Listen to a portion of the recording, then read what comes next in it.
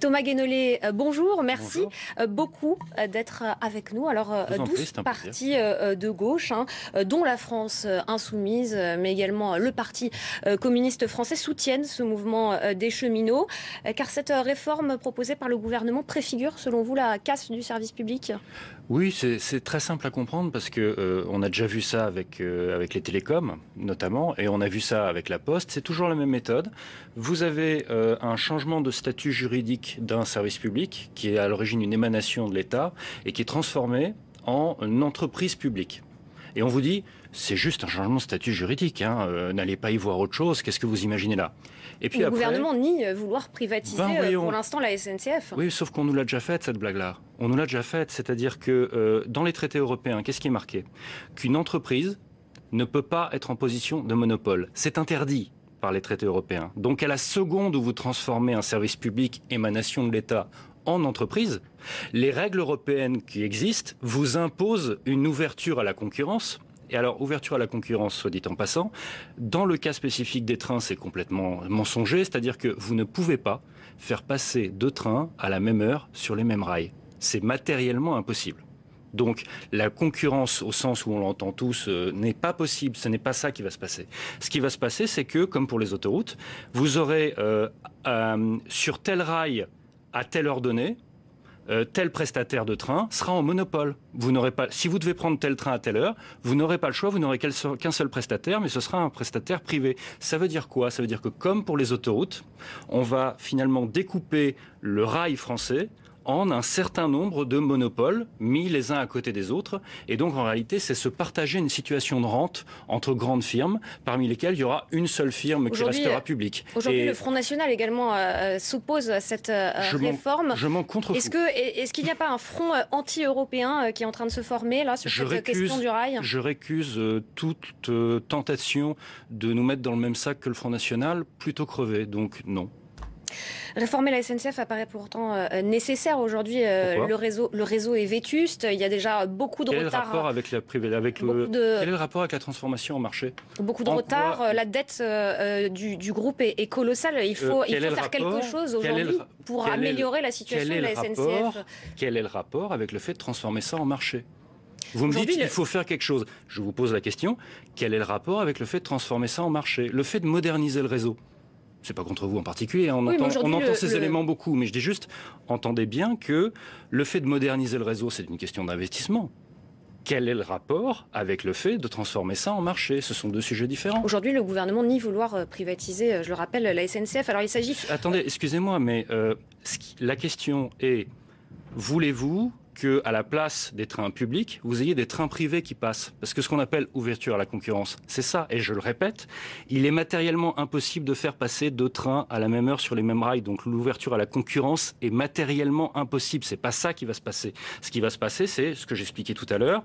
Morceau, segment par segment, vous allez avoir des opérateurs, tantôt la SNCF, tantôt des boîtes privées, qui vont se partager la chose. Pour que les gens comprennent bien, ce qu'ils sont en train de nous faire, c'est ce qu'ils ont déjà fait pour les autoroutes. Et vous, les gens qui nous regardent, ils ont bien vu ce que ça a fait pour les autoroutes. Vous avez des grosses boîtes qui se sont installées en situation de monopole, chacun sur son tronçon, et résultat, on a tous raqué. C'est ça qui va se passer. C'est une arnaque. Il faut bien comprendre ça. Il y a eu une réforme du rail en Allemagne, notamment. Les usagers ont l'air plutôt satisfaits. Non, c'est faux, je vous assure. En réalité, c'est plus cher qu'en France. Alors, je vous parle, donc ce n'est pas vrai. Alors, il s'agit du premier grand rapport de force sociale pour le président Emmanuel Macron. Il y a aussi, je l'évoquais tout à l'heure dans le journal, une grève à Air France pour des hausses. Il y a aussi le mouvement des EHPAD qui continue. Il y a beaucoup de choses, en fait, en même temps. Oui. Voilà. Est-ce qu'on peut craindre une agrégation aujourd'hui de tous ces mouvements? Pourquoi craindre?